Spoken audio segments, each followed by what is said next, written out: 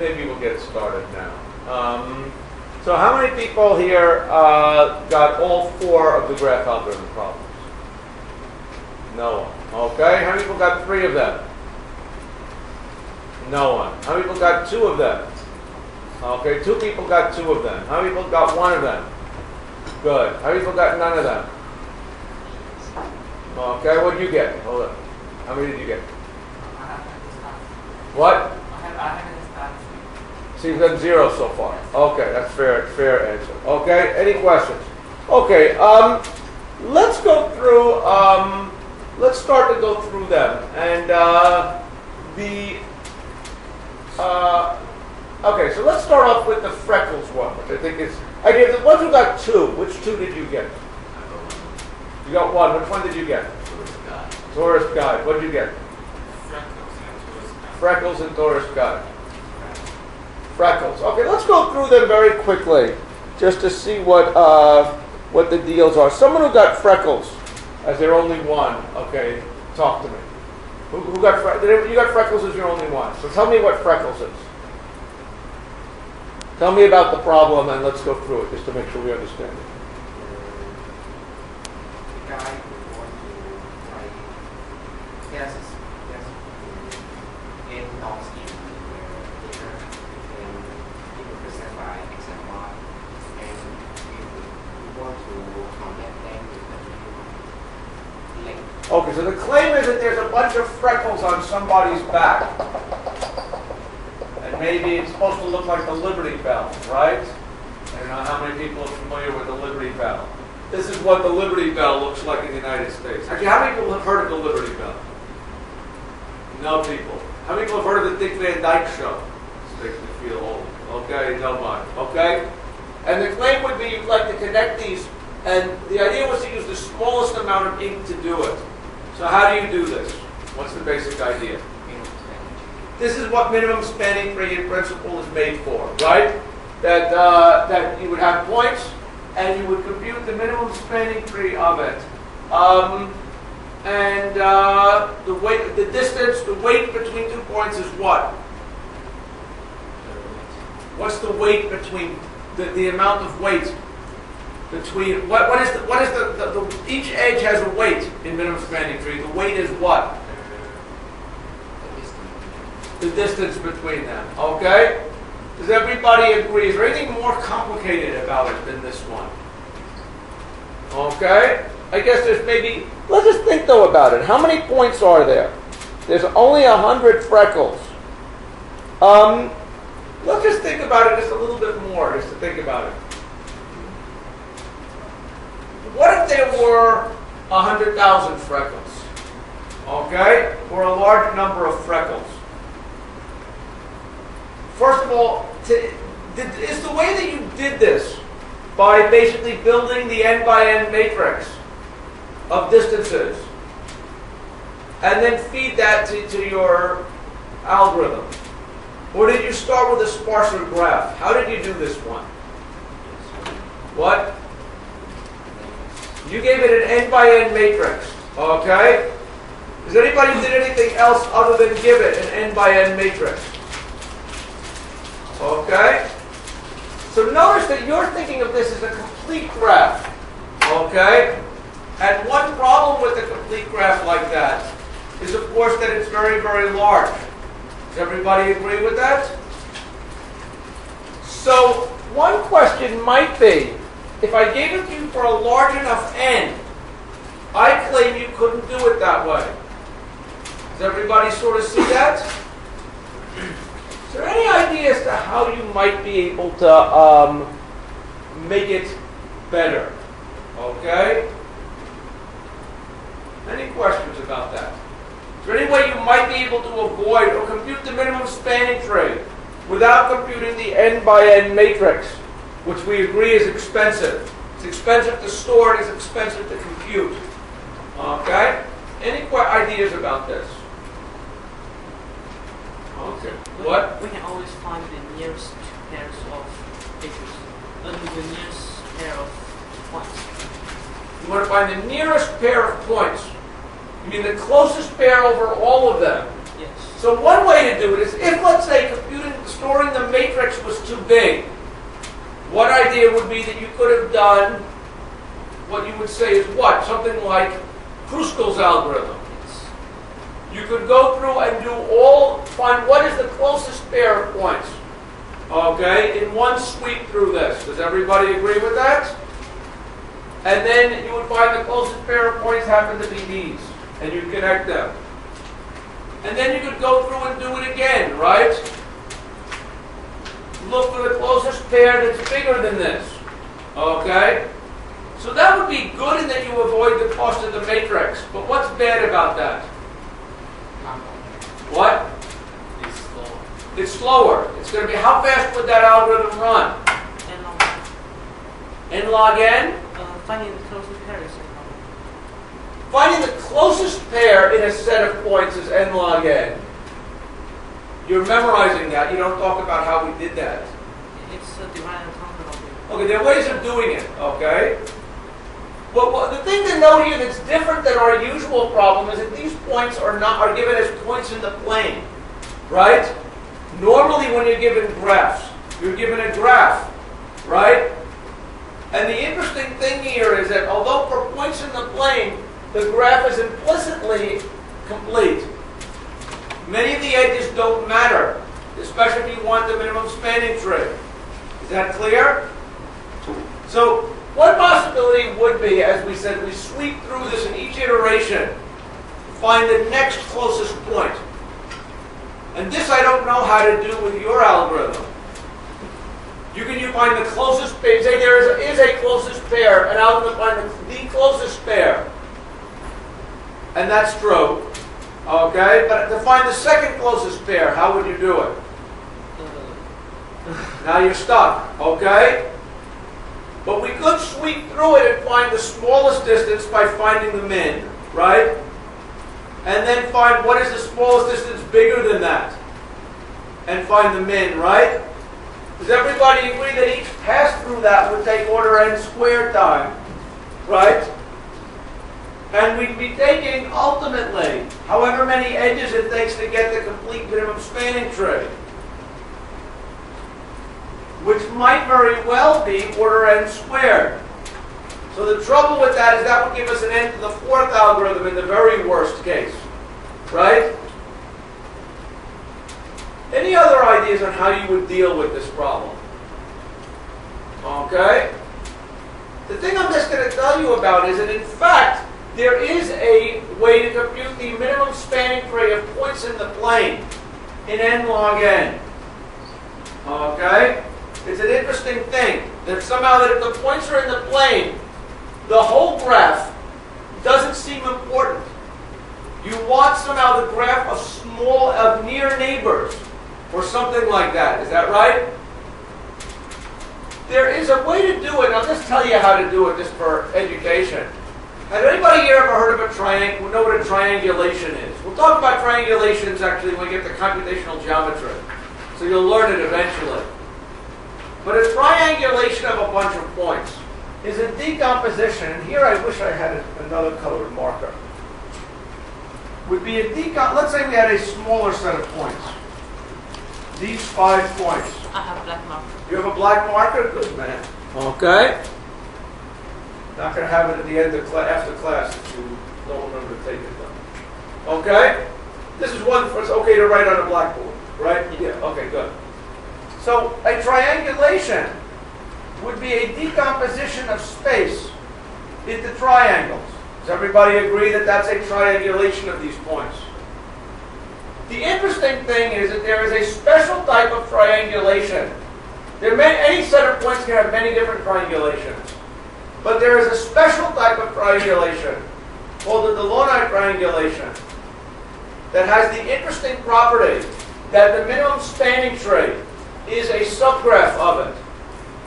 Okay? So if you compute the Delaunay triangulation, the triangulation on n points is going to have something like, I don't remember what it is, but let's say at most 3n edges. Okay?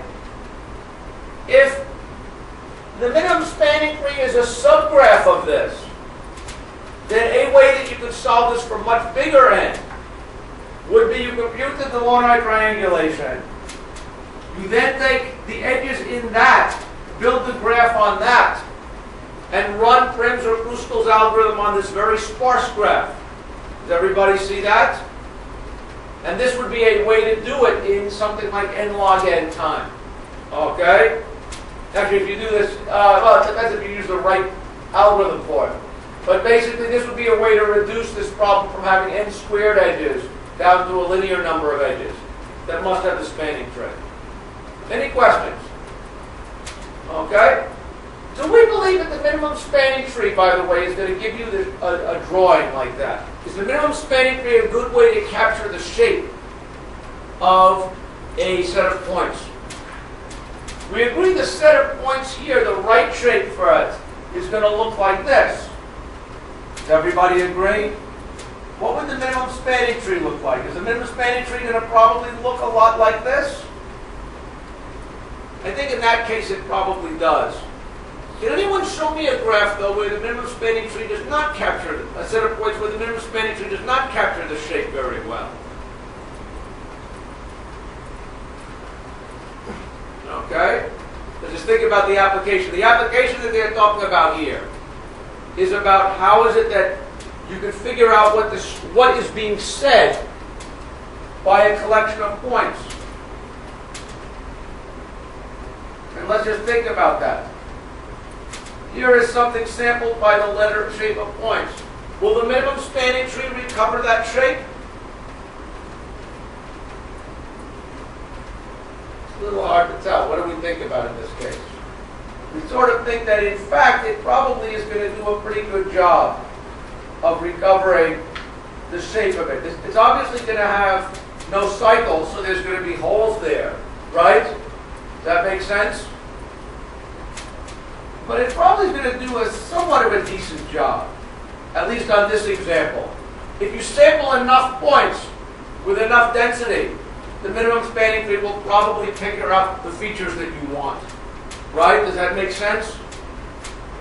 In fact, there's other graphs, subgraphs of the Delaunay triangulation that make better replications of shapes because they can capture things like cycles and stuff like that. Okay? But this gets into, applications of these kinds of things, which I think are interesting. They'll help you solve the problem. But any questions on how you recover the shape of something from points? Does everybody see that it's not a well-defined problem, but it's an important problem? Okay. Any other questions about freckles? Okay. So let's move on from freckles to the next problem. What's the next problem? Is necklace. This is an interesting problem. Who tried necklace? Who tried the necklace problem? Did you get it working? Not working in PC, but no. Okay, so you got to work in someplace. Let's take a look at this problem. Tell me what the problem is, and then let's do it. There is a necklace and it break and into many parts. In each part, which have two colors, you need to merge all the parts to see that is the necklace. All the parts can form a necklace or not.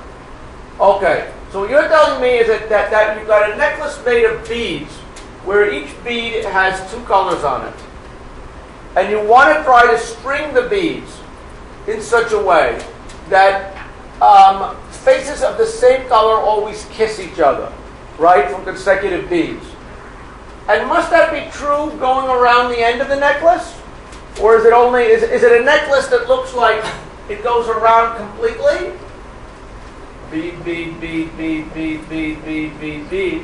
Or is it a, less ostentatious necklace that looks like this? Does this point have to match that point? Yes, so it's a necklace like this. Does everybody agree with that? Okay, so let's model this as a graph problem. Any questions about what the problem is? What is a reasonable graph that we can make on this? Can someone propose a graph that we can make out of this? Okay. I want to first look at a simple one. If you got it working, I don't think I want to talk to you yet. What can somebody make me a graph out of this problem? What are the vertices and edges of this graph?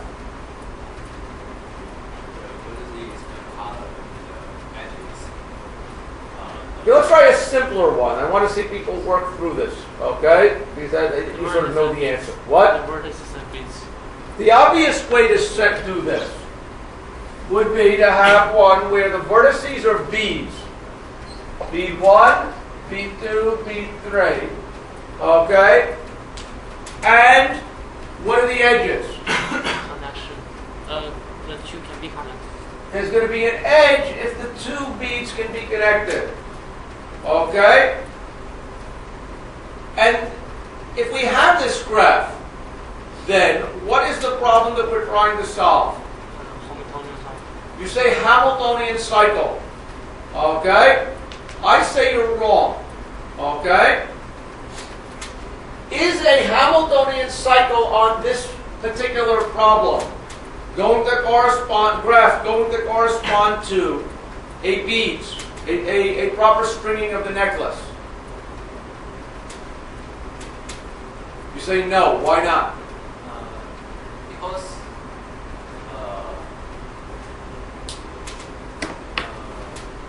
if A is connected to B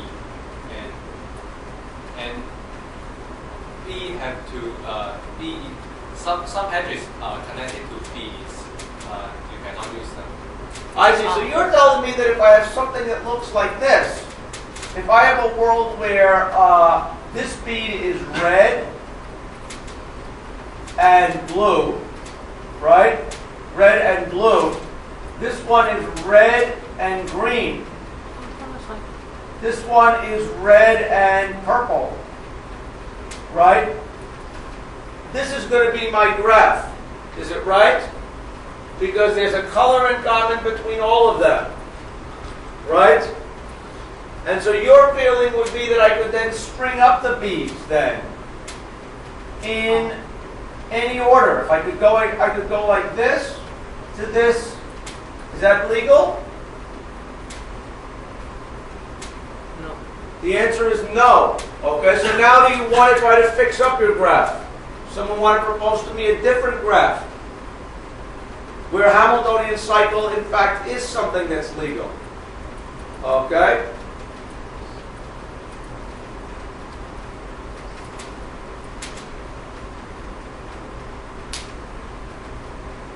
So Hamiltonian cycle, remember, visits all the vertices. What graph reduces this problem to a Hamiltonian cycle problem? Divide the B into two vertices. You want to say you want to have basically each bead gets two vertices, right? And so here you've got your beads, and this one is red and green. And let's say here we had red and blue. And here we had, what was the other one? Red and purple. So what are the edges going to be in this graph to make it a Hamiltonian cycle problem? Same color.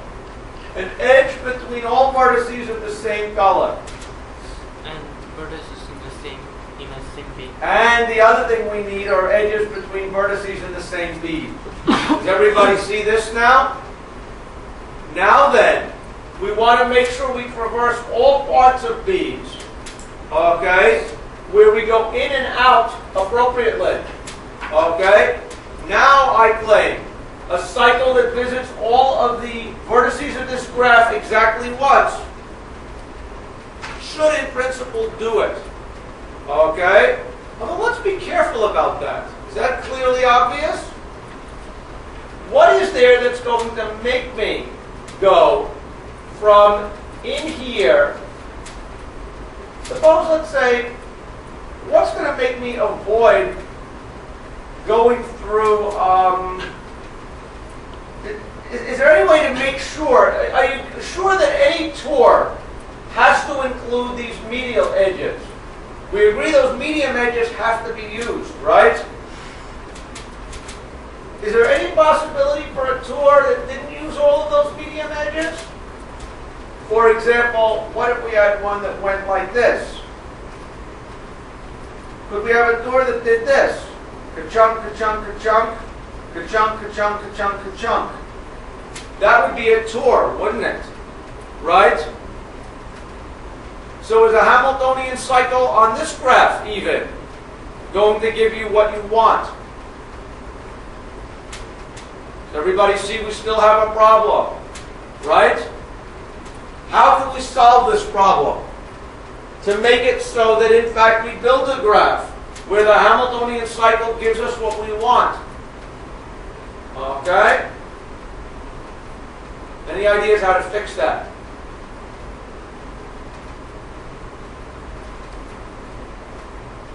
So we want a graph where somehow the vertices correspond to bead things. Okay? So that every tour through the graph, every Hamiltonian cycle of the graph corresponds to a solution. This is a proof that it doesn't, even on the newer one. Right? Any ideas how to fix that? Let the vertex be the base and the edge be the two successive bits. And if G and I is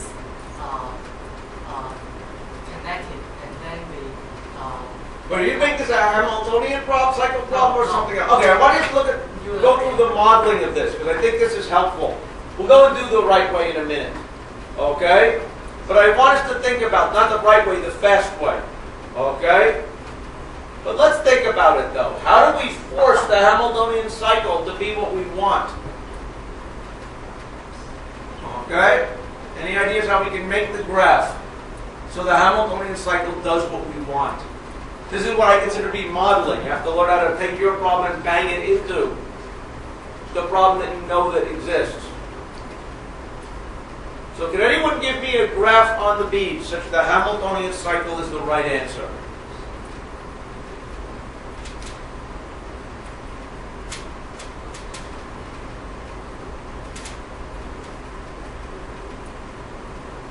Any way to augment my graph with extra information?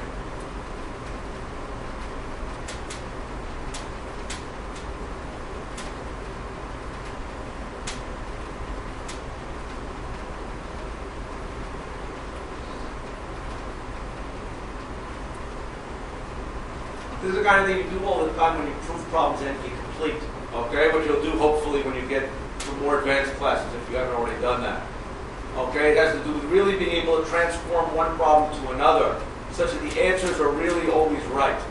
Okay? I think we're going to use 2 to the power number of bits graph. Can you say 2 to the power of something?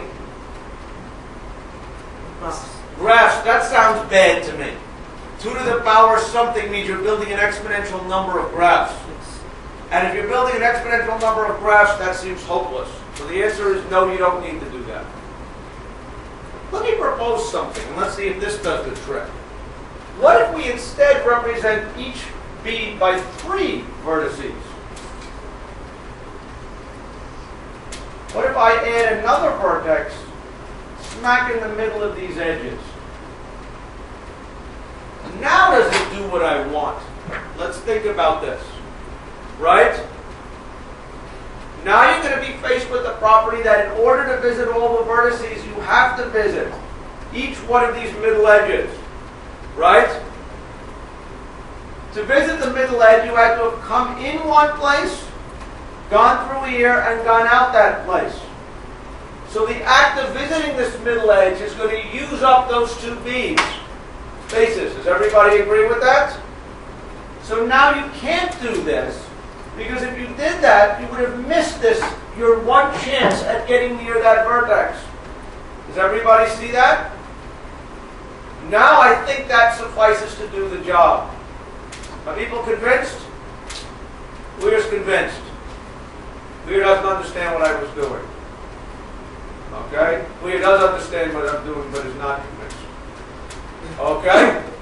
So this is kind of neat. Now we've got the problem as a Hamiltonian cycle problem. Before it didn't. Now we can solve this as a Hamiltonian cycle problem. Any questions about it? What's the problem with solving it as a Hamiltonian cycle problem, though? What? It's an NP-complete problem. Is this small enough Is the graph small enough that we might be able to do it by backtracking or something like that? And you're telling me you've got how many beads here? 1,000 beads? Okay, so that doesn't seem like that's going to work, right? Any questions about how we model it as a Hamiltonian cycle problem? Okay? Now let's talk about it. Is there another way to model this problem correctly? And this is where I think I'm interested in hearing other graphs. You had a graph in mind, right? What graph did you use? Let each vertex be a color, and the edge is as the bead has two colors, so there is an edge. So you're going to have color 1, color 2, color 3, dot, dot, dot, right? And you're going to add an edge between any two vertices of the same color. Is that right? Any two bead, for every bead, it's going to span two colors. Does everybody agree with that? And that's going to now be possibly like this. It could be if there's a bead that went from color 1 to color 1, it would be a self-loop, right? Otherwise, you're going to add an edge like this. Is this going to be a directed edge graph or an undirected graph? Undirected graph. And what is now interesting about this graph? Now that you've got it, what are you going to do with it? What is the graph theory problem you want to solve on it? Find the Eulerian cycle. The Eulerian cycle. Eulerian cycle. Does everybody agree that what is an Eulerian cycle? It's one that visits every edge of the graph, right? Here we want to visit, every edge corresponds to a bead. We want a cycle that visits every edge of the graph exactly once. Okay? And gets back to where we started from. That is exactly an Eulerian cycle problem. Does everybody see this? How many people see this? This is actually very slick, okay? And it's an interesting example because we've shown how in this particular case, we reduced a Hamiltonian cycle problem to an Eulerian cycle problem. You can't do that most of the time. How do you know you can't do it most of the time? How do you know you can't do it all the time? If you could do it all the time, you could solve every Hamiltonian cycle problem as an Eulerian cycle problem, right? And that would mean that Hamiltonian cycle can't be complete in the beginning. But for certain problems, you could formulate it as an Eulerian cycle, and those have the property that those can be solved neatly. That's the interesting example here. Any questions? Okay? Actually, one other problem of this type that gets solved this way that's very interesting is something I call the Safecrackers Problem. Okay? But it turns out that it's actually something called having to do with a mathematical thing called the De Bruijn sequence. Has anybody ever heard of these De Bruijn sequences? Suppose, let's say, I wanted to build a string on, let's say, an alphabet. Let's say my alphabet was 0, 1. It was a binary alphabet. But I want to ensure that all patterns of length 3 existed. Okay, as consecutive string in that. I want to give you a string defined on the alphabet 0, 1 with the property that every pattern of length 3 exists as a substring of it. Okay? Let's solve it for an easier case. What's the shortest string of length 2? It has this 0, 1 that has all 4 patterns of 0 and 1 in it. Someone want to make a proposal? We could try 0, 0, 0, 1, 1, 1. I guess 1, 0. Is this right? 0, 0, 0, 1, 1, 1, 1, 0. Does everybody agree with that? And note that it's really a circular string of size 4. Okay, we can make that a circular string of size 4. Does everybody agree with that? Can anyone come up with a string on all possible ways of getting patterns of length 3 on 0, 1? If anybody wants to give me that string or not. But this is a harder thing to figure out, right? Now I ask you, can anybody give me a way to construct this string over any alphabet, okay, for any value of k? Okay? What is the question? The question here? I call them Safecracker sequences. You know what a safe is? You know, you have a lock, these locks you turn. Suppose that you want to try all possible combinations. Okay? If a string is of length, if a combination is of length k, you want to make sure the safe will open when you give the last k numbers in the right order. You want to go sequence the numbers so that you generate that. Does everybody see that? That's the connection between this and cracking a safe. Now, how do you find this if you want to be a safe cracker? Last time I taught you how to blackmail people. Now I want to teach you how to crack a safe. Okay? How do you find this order? Any ideas? Okay, you know, graph, there are 2 raised to k vectors. And each vector, the first vector is 0, 0, 0. Right, so in general it's not 2. In general, if this was the alphabet size was sigma.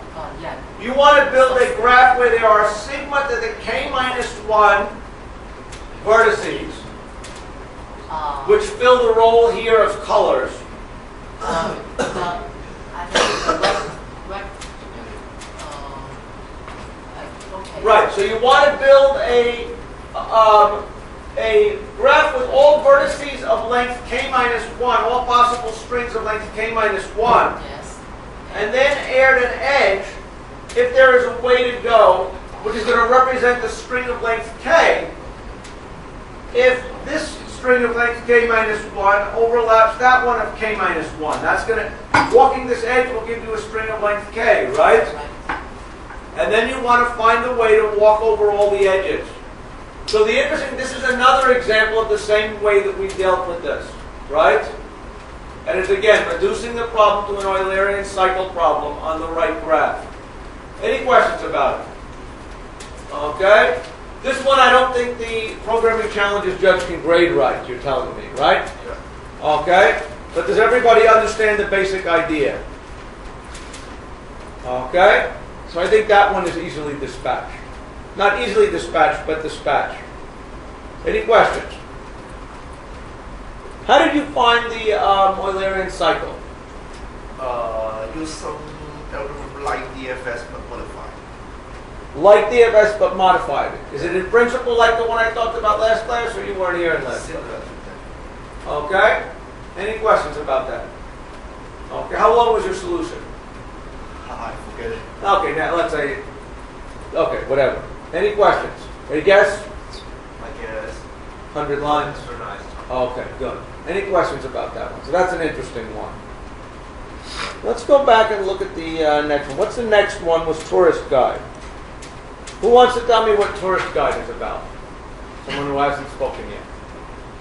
Who's tried tourist guide and got it working? Okay, why don't you tell me about it?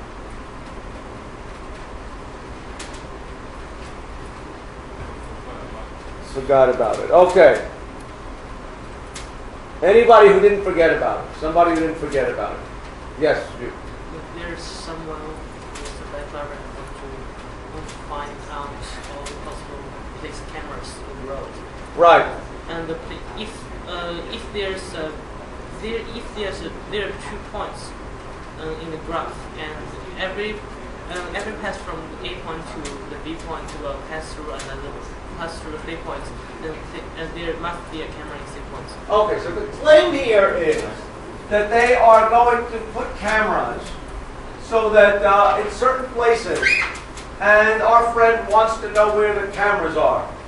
I know that here it looks like they tell you where the cameras are, or We need to find out. in Hong Kong, do they have cameras to catch people who speed and do bad things on the road?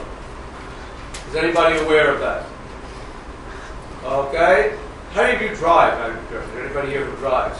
That may be one reason why you don't know about it. But the claim here is that we have a road network where, let's say it looks like this. I don't know what we're going to do here.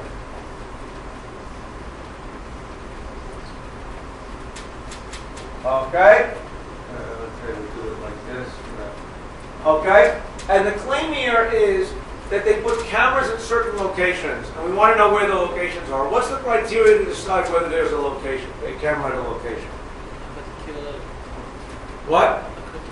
Oh, you mean that there exists Yes. 2 points such that every path from A to B, they will pass the point thing. Okay, so we'll say that they'll put a camera if there is a point where, okay, there exist 2 cities, X and Y.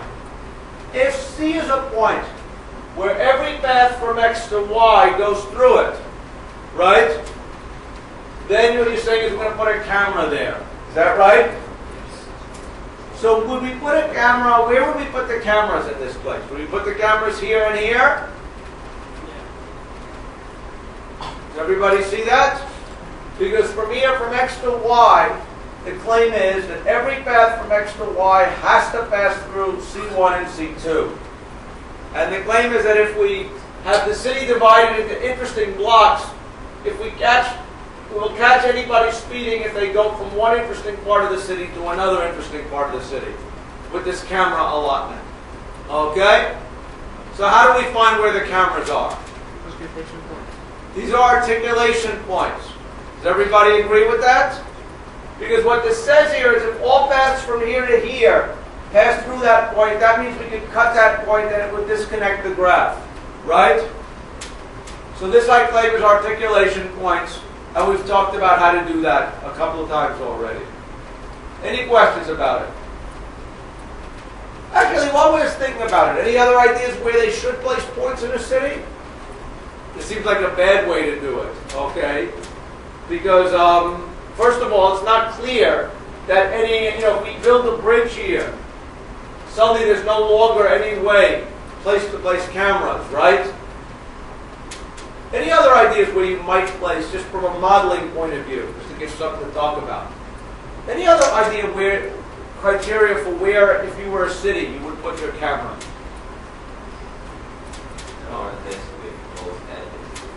So one possibility would be, you're saying you could put a camera where there are the most edges.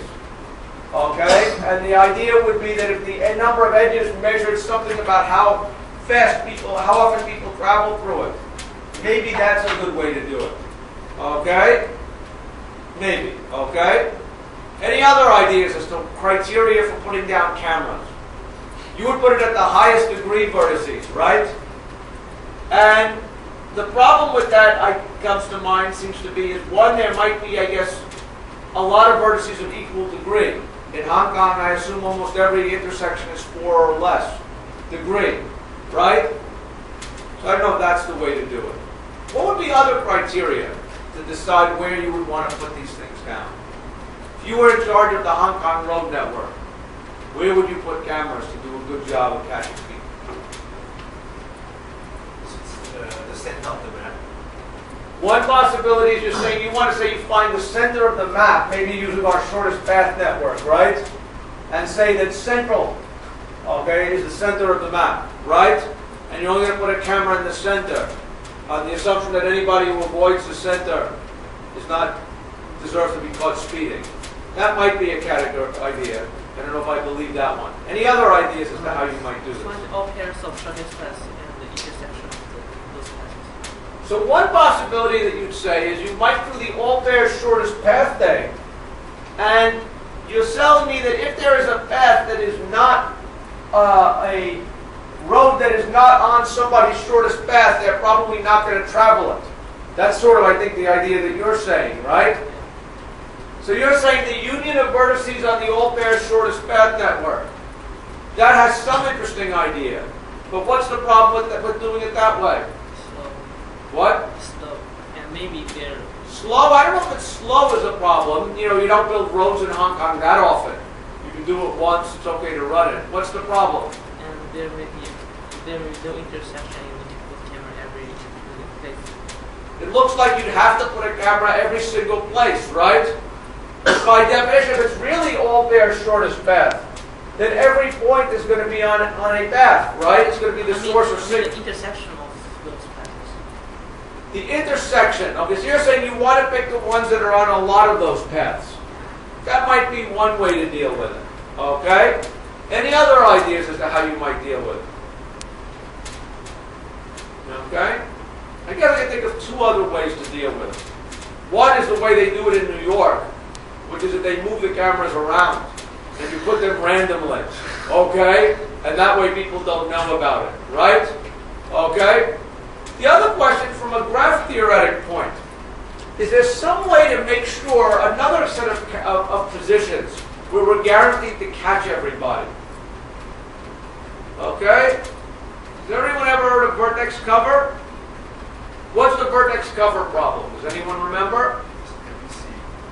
What? It's NP-complete, but okay, but fine. But what is the problem? I don't worry about things being NP-complete until I worry about more about what is the name of my problem. Okay? What is the vertex cover problem? I confused with edge cover and vertex cover. I don't know which one is which one. Okay, interesting. So what is the? Give me one. Find a set of vertices which is minimum for connect to another vertex. Okay, so one possibility is you might want to find what is the smallest set of vertices such that every road is covered, right? If our camera can watch everything that's going on these roads, right? If I pick this vertex, this vertex, this vertex, this vertex, what other one? Let's make this, assuming this meets in the junction here. If I pick, what? I need one of these vertices to pick up this edge, right? Let's say I'll pick this one. I guess I need to pick up two of these, right? What else do I need to pick up? I guess my graph isn't very good. If I pick up this one and this one, am I done? I guess these would be enough, right? This one, which one? This one? Yes. How do I get this edge covered? I guess I may not be very good about where I do this thing. Because there is another one. Well, I have no edge that's covering this edge. I have to either get this one or that one. I mean, the left piece one is not necessary. Yes. This one you say is not necessary. Yes. Well, the trouble is who's watching this road? No. Watching the road. Watching the road. Okay, so you need to have one vertex on each edge. That's what we mean to be a vertex cover, right? And that might be another criteria here. Okay? It is NP-complete, okay? But it turns out you can approximate it and do a pretty good job. So that's sometimes worth knowing. Any questions about it? Any other questions about the roads problem? So this one should be pretty easy. Also. What about the last problem, the grand dinner? How many people have done this one? Is there anybody who's done the dinner problem? You guys did it. Okay, so tell me about what the problem is, and let's talk about it. Because this is this is the most interesting of the bunch, in my opinion. Okay, why don't you tell me what this one is? You are in a competition, and there are many teams. Every team has a certain number of people, and there are lots of tables. And you want to seek the people into the table, and every table cannot have the people from the same position. Okay, so you have a seating problem here, right? You've got a certain number of teams and a certain number of tables. And you want to assign people to sit at people to sit at tables, okay? Such that you break up the team, okay? You guys, when you get to the ACM sometime in the future, okay? You will want to break you up because you always hang around together. To enforce socialization, I want to make sure there's no two people from the same team at the same table. Does everybody see that? So how can I do this problem? Okay. Let me turn this thing off.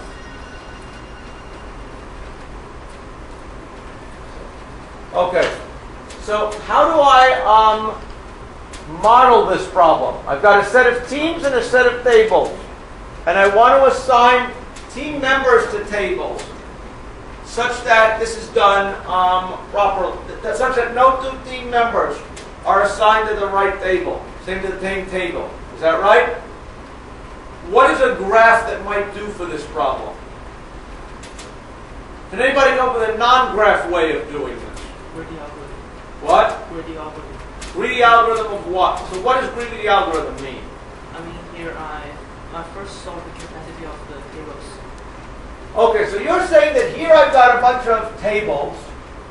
T1, T2, dot, dot, dot, T, I don't know how many, what's my number of tables? N. And I've got a number of, oh, these are tables. Okay, let me make a table symbol so I know that those are tables, right? And then I've got teams. Let's call them S, we'll make it teams, these are going to be smiling faces, so I know that there's people. S1 through Sm, right? And I want to now assign, each one of these has a certain number of people. You know, this has, 6 people, this has 7 people, 2, 5, 1. This table has room for 3 people, 9 people, 6 people. Okay? So what do you want to do? I solve the team by the team member number of members. Okay, so you find the team with the most number of members. And fail in the from the table with the most capacity to those. You want to put them on, you want to assign greedily what? The team member, the one with the most members, to which? Then I solve the 6 left in the tables. I see. So what you want to do is to take the team with the most members, which is in principle the one that is most problematic, and you want to use that to build, okay, that's actually interesting. You want to now sort these things by available degree left, seating capacity left. Right? And you take the biggest team and assign it to the tables that are biggest. Right? And then you're going to go and repeat that. Is that what your idea here is? Yes. Okay. How do you know that that's correct? What? Proof by contradiction. Okay? This is actually an interesting idea here. So what is it? Okay? Just assume the answer is another solution, and then you can find. Well, let's first think about it as a graph problem. What is the graph problem that you're trying to solve here? Let's think about this. If you want to give me a name of this thing, is there a way that you're giving me what would be the name of it is? Okay? Because it's funny. This is not how I might have thought about solving it. But if you give it the right name, I know that in fact I think you're right. Okay? What you're, I think, trying to say is this problem is solve the, given the degrees of a graph, find a graph with that number of, exactly that set of degrees.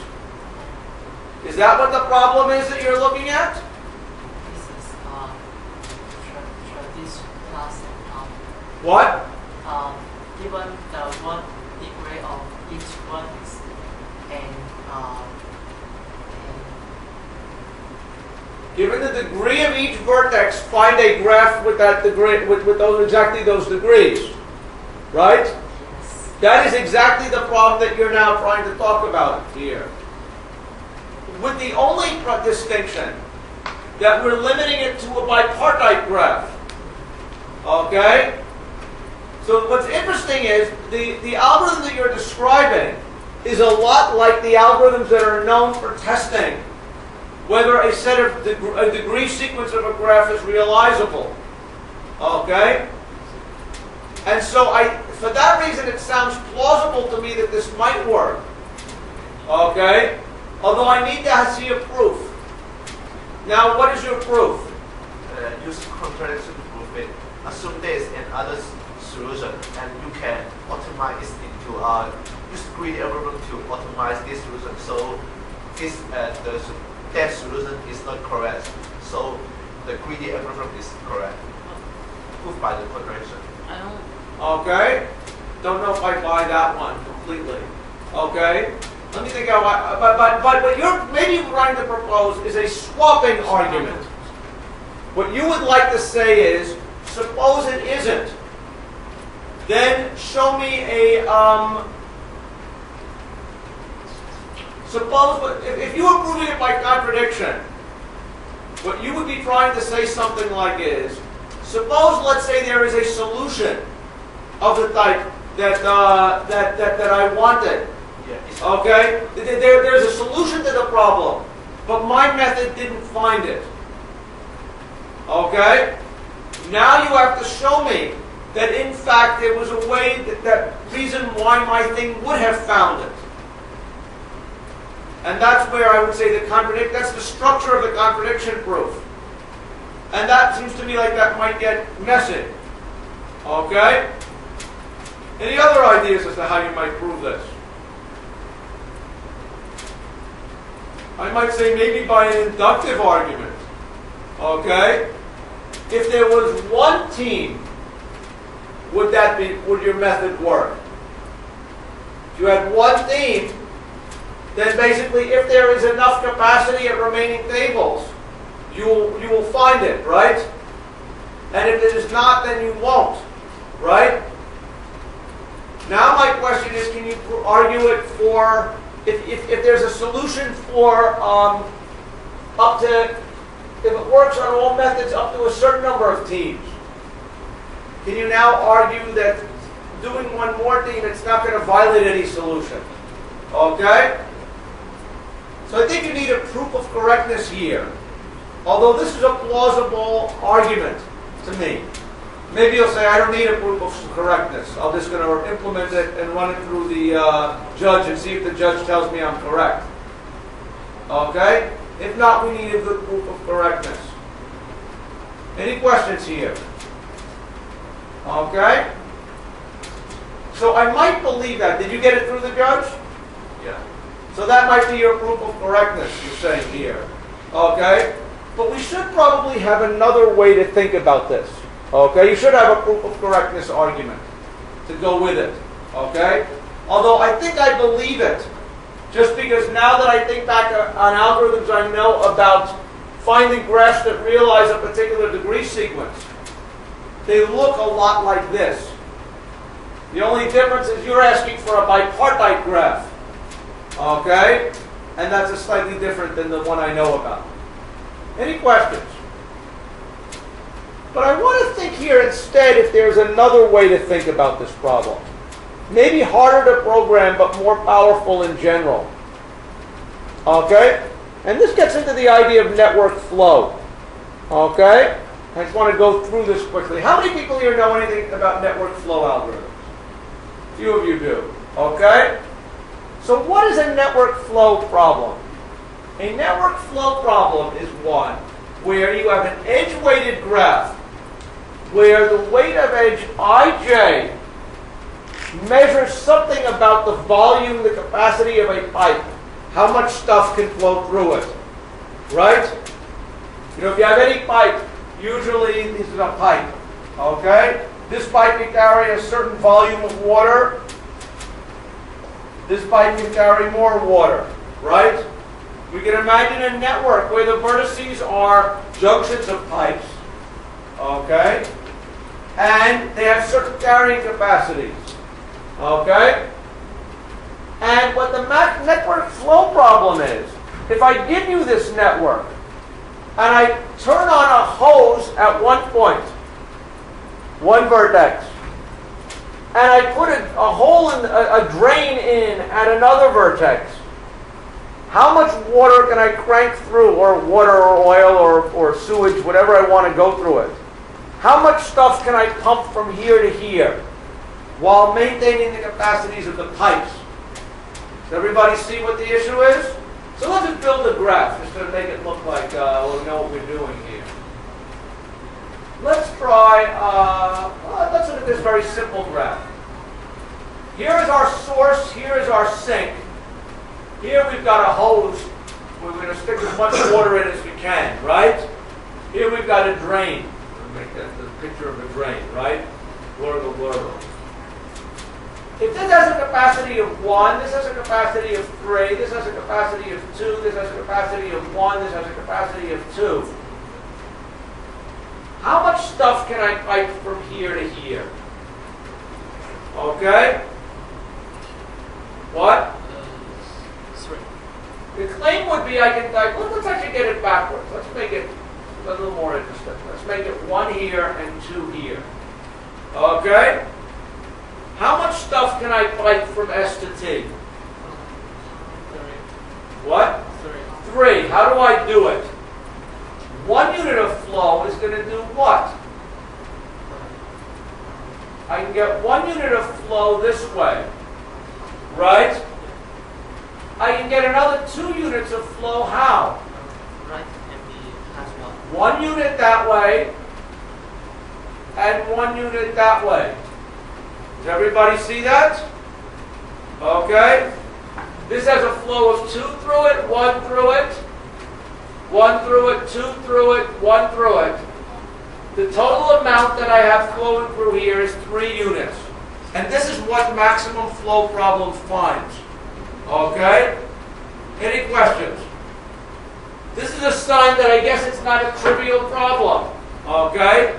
Because somehow we had to know enough to split the flow here. That some of it was going to go that way and some of it was going to go another way.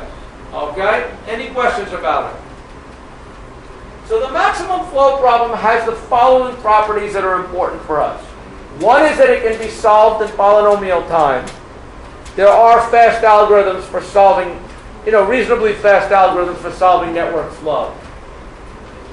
The other thing that's maybe more important is that a lot of different graph problems can be reduced to network flow problems. Okay? One of them is connectivity testing. How many vertices can we delete, okay, to disconnect the graph, the smallest number. Another one of them is bipartite matching. And there are others. And so the good thing about network flow is, although it may seem like a kind of funny problem, it's a very general problem that has a solution. And that's why it's important to know about. Any questions about network flow? Okay, I'm not going to talk so much about the algorithms for network flow, but I want to talk about the applications of network flow, just because I think that's really the thing that's kind of amazing. One problem that's important is a problem called bipartite matching. Okay? What is a bipartite graph? I've used that a couple times today, but what is a bipartite graph? You can divide the vertex into 2 parts, and in each part, every vertex is not connected. Right. So a graph is bipartite if it's also what we mean by 2 colorable. If there is a way to partition the vertices into 2 different groups, such that every edge spans across the group. Okay? These you color blue. If I color these vertices blue and these vertices red, every vertex edge goes from a blue edge to a red edge, right? There's no blue edge or red edge, right? This is what we mean by a bipartite graph. Any questions about that? What graphs in the world are naturally bipartite? Anybody think of applications, graphs defined in some context, which are naturally bipartite? Marriage. If you have men and women, if we assume, okay, whatever the reliability of that assumption, that that men always marry women. Okay? If men always married women, okay, then and women always married men, then you would have a bipartite graph of marriages, of possible marriages. Let's say that this person, we have people who are potentially eligible for marriage, is if they are of different genders and they like each other. That would define a bipartite graph, right? What? Family trees. Now, why is a family tree a bipartite graph? Let's go through this thing.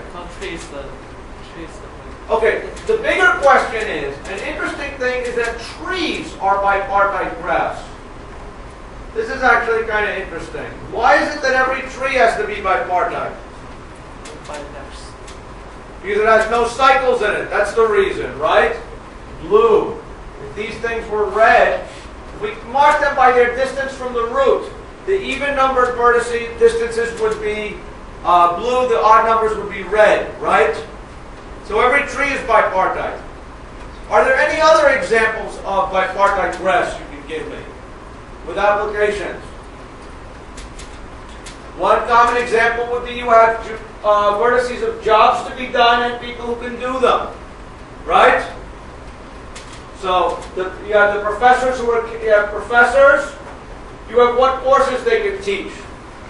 How does the university then has to find a way to assign each professor to a course they can teach, such that every course can get taught.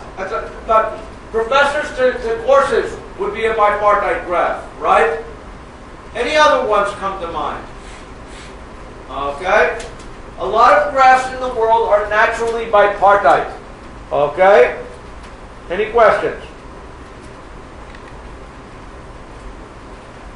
Most of these problems, when you have a bipartite graph, there is a natural sense of what a matching is, a bipartite matching. A bipartite matching is a subset of the edges of a graph, such that every vertex is adjacent. Actually, was this legal? Yeah. Actually, this is not a bipartite matching. Okay? A bipartite matching would be an assignment. Let me go back and do it again. This one, this one, this one. It's a subset of vertices with the property, of edges, with the property that every vertex on this side is adjacent to exactly one on the other side. That's where your marriage problem comes in. The bipartite graph is who is potentially eligible to marry somebody else. The matching is find a way to pair off everybody here with everybody there so that everybody is in at least exactly one marriage, right? If you have two people in the same marriage, that's a bad thing, right? Or two people married to the same person, that is a bad thing, right? Is that against the law here? To have two men married to the same woman? Yes, so it should be, okay? And the reason is because that's not a bipartite matching. Okay? Any questions? So the people, I went through this quickly, but does everybody see what I mean by a bipartite matching? Okay? How would you find a bipartite matching? If given a graph that is bipartite, how do you find out if it's if there is a matching? Find a matching where every vertex is involved. What? The Hungarian algorithm is a way to do it. I don't want to talk about Hungarian algorithm. Okay? I want to talk about a network flow thing. Is there a way to express this as a network flow problem? What if I add a source to all the blue side and a sink on all the red side, right? What do I have to make the weights of these things? Edges. If I make every one of capacity 1,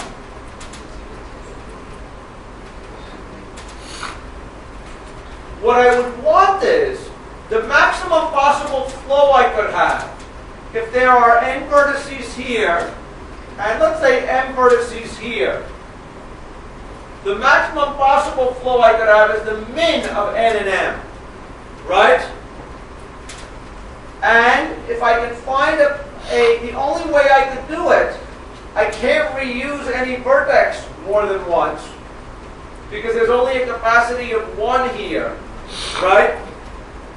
This would be sort of an argument that what it's going to find is if I can find a flow of capacity n, then that flow will use n of these middle edges, no 2 of which are going to be shared. That is the argument that matching can be done using network flows. Any questions about that? Any ideas how we can test vertex connectivity using network flows? Okay? That was the other problem that we talked about here, right? Given a graph, I wanted to find out how many vertices do I have to blow up in order to disconnect the graph. Everybody see that? Here I've got a graph. Let's say it's like this.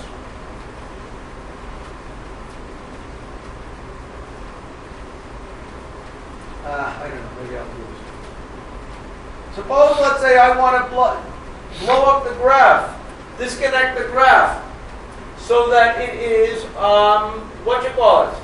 It is, I separate S from T. How many vertices do I have to blow up to separate S from T?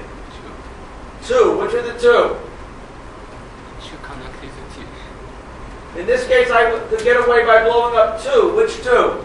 I guess this one and this one would do, right? How would I go about doing that?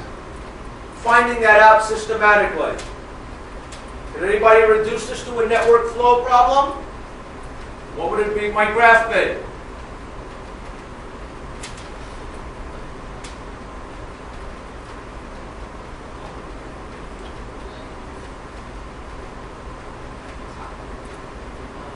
All the edges being 1. The edges are all 1. Does this do the job? Okay. The one extending to edge. Well, let's first see what happens if we set each vertex edge to weight 1, right? The maximum flow from here is going to be the maximum number of paths, actually, because each flow is only going to correspond to a, each edge is only going to be used by 1 path, right? You're finding the minimum number, the maximum number of vertex disjoint paths, right? If I blow away a vertex on each one of these paths, I will separate all those paths, right? And that will be enough to disconnect the graph. So in fact, solving this problem by network flow will enable me to figure out the smallest number of vertices I need to disconnect from S to T. So that is basically how it works. Okay? I think this algorithm, you can only find the minimum set of edges, not the. No, I'm going to find the minimum number of. Okay. We can have. Wait. So let me just think about it. What is my, let's say, my problem here? Your problem is, I am in principle allowed to use a vertex more than once. That is the problem with this argument here, right? Because now what you're telling me is, I could have a world, suppose this was my graph. Here's the exact problem with that argument. Here is my graph, right? 1, 1, 1, 1, 1, 1, 1, 1, right? There are 2 flows, but they go through the same vertex. Does everybody agree with that? It's different. Actually, we use the flow problem to get the minimum cut. We want to find the cut. Okay, the trouble is the cut is the number of edges. So what we're now agreeing with is that your algorithm will suffice to find the smallest number of edges to cut to disconnect the graph. No, I mean the cut. After we do the minimum flow, we will get two cards of vertices. One is the S can travel also to. The trouble is this graph here can be disconnected with 1 vertex. Yeah, and we also have 2 cuts. After doing There's 2 edge cuts. So if you have a pair of scissors, You can sever them with snip, snip. If you have a bomb, you can take them out with one bomb. Okay? What we figured out before was the number of snip, snips we need to disconnect the graph. But in this case, there's a flow of two, but one vertex will suffice. Right? So that's not the correct way to find the vertex connectivity, but the edge connectivity. Any ideas how you can fix that up? Perhaps we can convert the vertex into an edge with percent capacity of 1. Right, so what if instead, and this is maybe easier to see in a directed graph, right? What if it was, let's say, a directed graph that I was interested in? Yes, we have to think about it. Now, if I replace my vertex by, like, a fuse, okay? This one vertex here got expanded into two vertices, where the incoming edges go here and the outcoming edges go there, right? And if I limit you to have one here, you can only have one path that flows through that. Does everybody see that? And now then, the set of paths you find are going to be vertex disjoint in terms of the original graph. That's what this fuse will insist. You see how that solves the problem? Okay?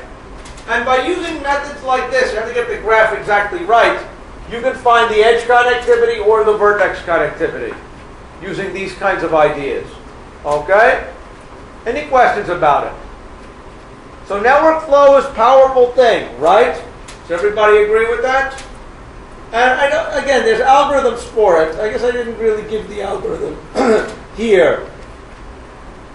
But let's say that we know how to do it. Could we solve our problem here, our tables problem, by a network flow model? Does anyone want to propose a graph where the network flow to it is going to give us our answer? Okay, yes, you may. Go ahead.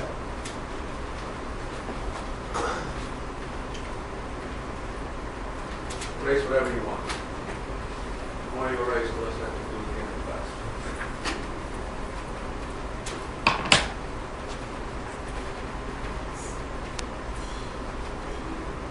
And there's These are the teams, right? this is team. No, this is tables. This is table. teams. This teams of S1, S2, S2, S3, T1,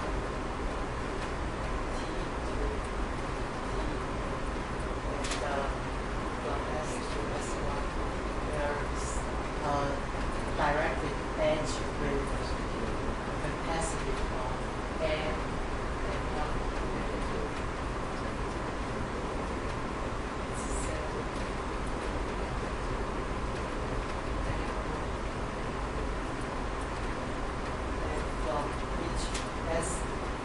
I to TJ, there is edge.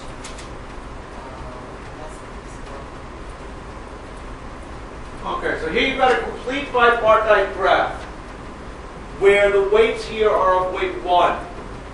Okay? And now let's think about what it's saying. We want to pump stuff from here to here, where for this team, we want to pump M units. We're only allowed to send 1 unit from this team to this table. Okay? So we can't have the two of you guys sitting at the same table, right? And we want to make sure that each table seats at most this many people, right? Does everybody see that the network flow thing basically seems to work this out? Okay? So if you've got your network flow solver, this problem falls naturally out of that. Okay, how many people see that? That's interesting, right? Now, there are a couple of complexities here we're neglecting. One is you have to know why is it. How do you know that when you solve it, you don't send half a unit here and half a unit there? And it turns out there's some theorems here in network flow that if the weights are all, I think, of integer capacity, then in fact you now get fractional solutions. Okay? We sort of assumed that, but that's something we have to hope really is true. Okay? The other issue is how do you solve it? And here there are, relatively simple algorithms to implement and complicated, efficient ones. But presumably the simple ones suffice. Have you guys ever implemented a network flow program? How many lines long was it? 60. Okay? In my book or on the website, I implement one of these algorithms, and it may have come out to be more than 60. Okay? It's in the category of things that I think is complicated. Okay? But in principle, once you do it, it's not so bad. Any questions? Okay? People see how you can deal with this from network flow? And here, I don't have to worry about a correctness proof. Okay? You have a correctness proof before. The good news with your solution is it's simpler than mine. Right? At least if you don't have the network flow code available. The bad news is you need a correctness proof. Here, my correctness proof is relatively straightforward, right? But I need my more complicated implementation. Any questions? Any questions about that? My network program doesn't pass the judge. I get half a basic. You say you get what problem? What happens when you feed it through the network flow? The judge? Your program is too slow. Yes, my program, my network. Your program is too slow. Okay, so that is, I guess, a danger that network flow can be is somewhat slow. I don't know quite what I can say about how you do it. There is there are a hierarchy of network flow algorithms. The simplest one is this thing called Ford-Fulkerson, and that's what I'm going to guess you implemented. Where you look for a path. No, I use BFS. BFS.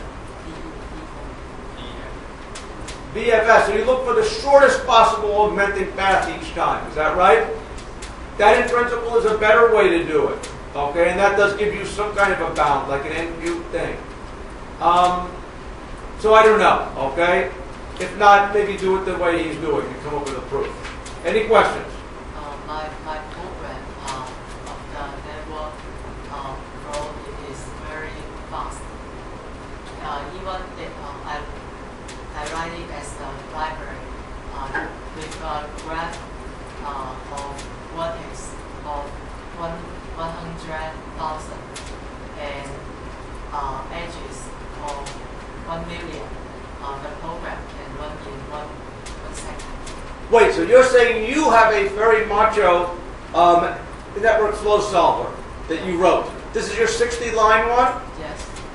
Okay. I think the problem is I made a little modification to the ordinary average. So I don't make it. Okay, so it's interesting. The story of network flow algorithms is actually, in the worst case, the dream and the expectation is that network flow can hopefully be solved in n times m time, where n is the number of vertices and m is the number of edges. I think this is also a factor of the flow. Well, now, there are different algorithms. So this is what people would dream of. And it turns out this is still an open problem in graph algorithms. But not program run as Okay? Then there is another way that you're doing it. There's other ways of doing it which are something like, I want to say, m times the actual flow. Okay? And this may be what your algorithm is doing. Okay? Where it's a function of the amount of flow through this thing, rather than the number of edges. Right? His, doing breadth first search, is in principle something like, actually, n cubed. It turns out if he did it right. Okay? Which he may not have done. Okay? There's a lot of work on network flow algorithms. This is fast if the flow is going to be very small. Now, if on the other hand we multiply every one of these weights by 1 billion, I think that's not. your problem's algorithm in principle might become slower. But in fact,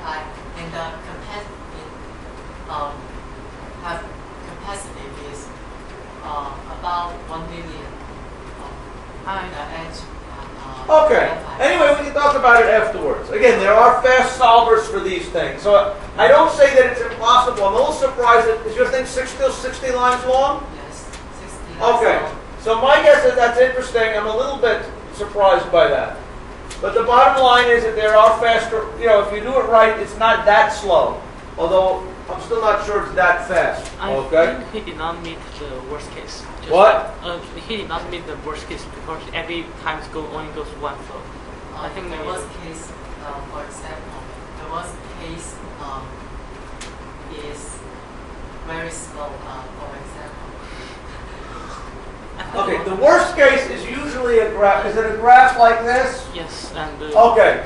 So the fourth focus, and there's one where the capacities, you keep switching the flow from here to here, and it's 1 unit at a time. No, I don't think so. I think this is the worst case.